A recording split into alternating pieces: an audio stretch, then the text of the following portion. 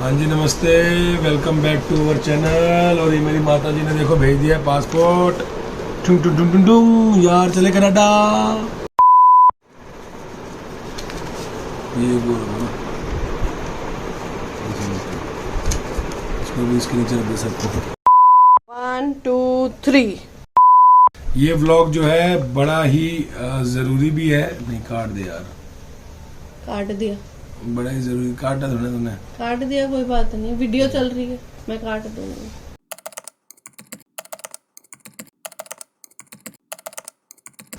नमस्ते, सत श्री अकाल और वेलकम टू अवर चैनल।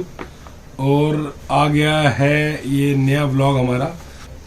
ये व्लॉग जो बनाया जा रहा है, ये क्यों बनाया जा रहा है? क्योंकि इसके ऊपर आज पूरा इंडिया पागल है, क्योंकि पूरा पंजाब पागल हुआ पड़ा है। रीज़न क्या है? लोग बाहर जाना चाहते हैं और जो एजेंट है और जो लोग पैसा ले रहे हैं वो समझाते नहीं हैं। तो आज हम आपको एक गुड न्यूज़ देने वाले हैं कि हमारा आ चुका है वीज़ा कनाडा का, और साथ साथ में साउथ कोरिया का भी। 1 से 1.5 महीने के अंदर हमने 2 वीज़ा लिए हैं, बिना किसी एजेंट के, बिना किसी टूरिस्ट गाइड के। ये है हमारा साउथ कोरिया का वीज़ा और ये है अभी कनाडा का वीज़ा, आपको दिखा रहे हैं। और ये वीज़ा हमने किसी के थ्रू नहीं, हमने खुद ही अप्लाई किया। मेरे जो छोटा भाई है उसने इसको अप्लाई किया, ब्रदर ने। और इसके अंदर कोई ऐसी चीज़ नहीं है कि जो हम ना कर सके। तो यह है कनाडा का वीज़ा। तो अब हम बात करते हैं वीज़ा आए कैसे। हमने इसको अप्लाई किया 9 जून को और 15 जून को वो हमारा बायोमेट्रिक्स, वो कैसे गए, कहाँ पर होता है, उसकी भी एक वीडियो आपको इससे पहले दिखा देंगे हम। उसके बाद 15 जून के बाद हमारे को 9 जुलाई को मेल आ गई कि भैया आपका जो वीज़ा है वो अप्रूव्ड हो चुका है। उसके 4 से 5 दिन के बाद ही हमारा पासपोर्ट स्टैंपिंग होकर हमारे घर आ गया। घर पासपोर्ट कैसे आता है? जब आप पासपोर्ट वीज़ा अप्लाई करने जाते हैं तो वो आपसे पूछता है कि आपको जो वीज़ा है, पासपोर्ट जो है आपको घर पर डिलीवर चाहिए। उसके वो एक 600-700 रुपये फीस लेते हैं जो आपके घर पे पासपोर्ट डिलीवर कर देता है। तो ये आप घर पे भी मंगा सकते हैं। अब बात करते हैं हम वीज़ा आया कैसे। देखिए, क्योंकि आपको दिख रहा होगा पासपोर्ट 3 है, तो कोरिया और चाइना हमारी बहुत ट्रैवलिंग रही है और उसकी वजह से कोरिया के वीज़ा में तो हमें कोई दिक्कत नहीं आई। बट कोरिया के अंदर भी अब स्ट्रिक्टनेस बढ़ गई है। कोरिया पहले स्टैंपिंग वीज़ा देता था, अभी वो पेपर वीज़ा दे रहा है। दोबारा स्टैंपिंग वीज़ा चालू हो जाएगा। कोरिया का वीज़ा भी 7 से 8 दिन के अंदर लगकर आ जाता है। एक्सप्रेस के अंदर 3 दिन में आ जाता है। नॉर्मल वीज़ा अगर अप्लाई करते हैं आप 8 से 10 दिन के अंदर आ जाता है। देखिए, वीज़ा लगाने का कोई ऐसा रूल नहीं है कि कोई आपसे 5 लाख ले लेगा, 10 लाख ले लेगा और आपको विजिटर वीज़ा ला के दे देगा या आपको परमानेंट वीज़ा ला के दे देगा। तो ऐसा कोई रूल नहीं है। सिर्फ और सिर्फ एक बेवकूफ़ बनाने का तरीका है कि भैया हम आपका वीज़ा लगवा देंगे। वो करते क्या है, सारे आपके नकली पेपर्स लगाकर आगे दे देते हैं। अगर आप पकड़े जाते हैं तो आपका बैन लग जाएगा। आपको कभी भी वहाँ पे, आप कभी भी किसी कंट्री में ट्रैवल नहीं कर सकते। सबसे सिंपल तरीका है जाने का, आपके पास ITR होनी चाहिए, इनकम टैक्स रिटर्न होनी चाहिए। आप कहीं भी अगर जाते हैं बाहर किसी कंट्री में, उनको सिर्फ 2 या 3 चीज़ों से मतलब होता है कि आप क्यों जा रहे हैं, किस लिए जा रहे हैं और क्या करने जा रहे हैं और वापस कब जाएंगे। और अगर आप वहाँ पर रहने जा रहे हैं या आप वहाँ पर बिजनेस करने जा रहे हैं तो उसके वीज़ाज भी अलग अलग होते हैं।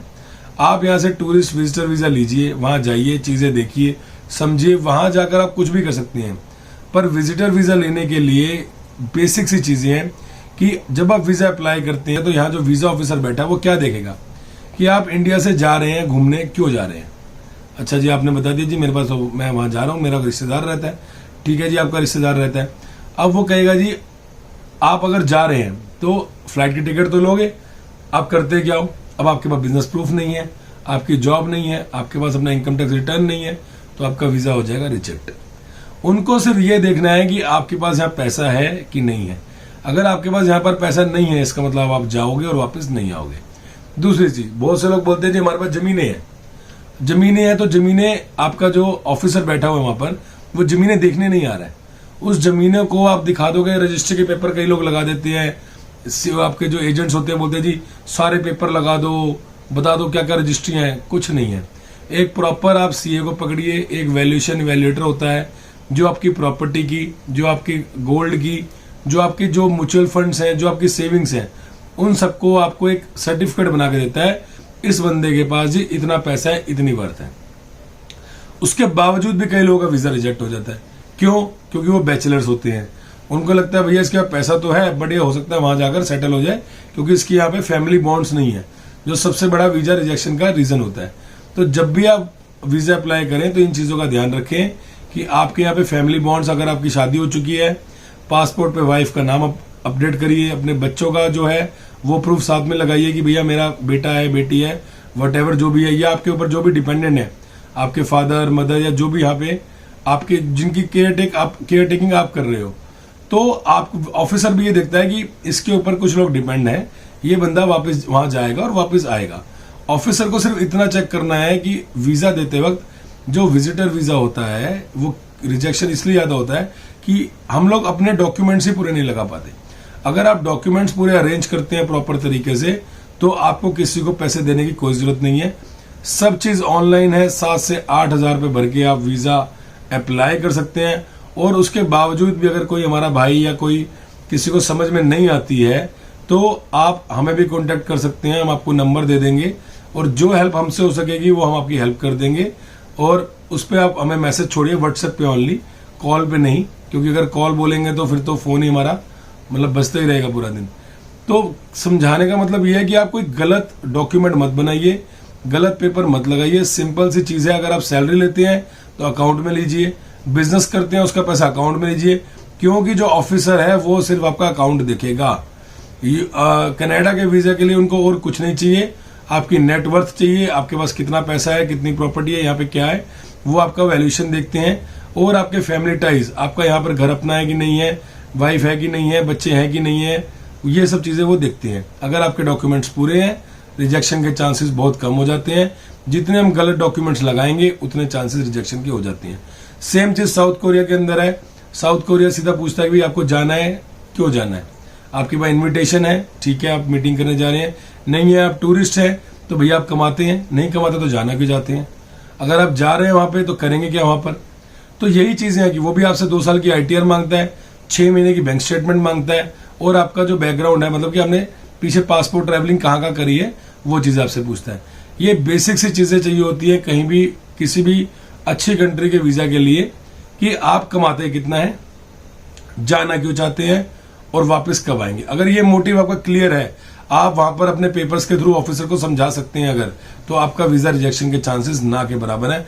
वहां पर जाके समझाने का मतलब ये नहीं है कि वो आप एम्बेसी चले जाएंगे या वहां उसको ऑफिसर को समझाएंगे। वहां जाकर समझाने का मतलब ये है कि आपके पेपर जो आप लगा रहे हैं वो देखकर ऑफिसर समझ जाए कि इनकी नेटवर्थ क्या है, इनके पास कितना पैसा है और ये क्यों जाना चाहते हैं, और इनके पास जाने आने का खर्चा पैसा पड़ा हुआ है। तो आपके बैंक अकाउंट में भी 4 से 5 लाख रुपए पड़े हैं तो ही वो आपको कंफर्टेबली वीजा दे पाएगा। कि अगर आपके पास 5 लाख रुपए नहीं है, 4 लाख रुपए नहीं है, 3 लाख भी नहीं है अकाउंट में, तो आप कोरिया या कनाडा जाएंगे जहां की ट्रैवलिंग 1 से 1.5 लाख की टिकट आती है, तो वहां जाके टूरिस्ट बन के करेंगे क्या। हर कंट्री चाहती है कि टूरिस्ट आए हमारे यहाँ पे पैसा खर्च करे। अब आपके अकाउंट में 1-2 लाख रुपए हैं, आपने एकदम से किसी 10 लाख रुपए लेके डाल दिए, तो ऑफिसर भी समझता है जी इसने कहीं से पैसे का जुगाड़ किया, और वो रिजेक्ट हो जाता है। तो ये छोटे छोटे पॉइंट्स अगर आप ध्यान रखेंगे तो वीजा रिजेक्शन नहीं आएगा। और अगर इजी प्रोसेस और सही प्रोसेस से चलेंगे तो 1 ही महीने के अंदर आप 2 वीजा भी ले सकते हैं। Thank you so much. क्या क्या ध्यान रखें आगे कनाडा के लिए वो हम आपको दिखाएंगे नेक्स्ट वीडियो में। आगे बने रहिए कनाडा और कोरिया की सीरीज में। Thank you.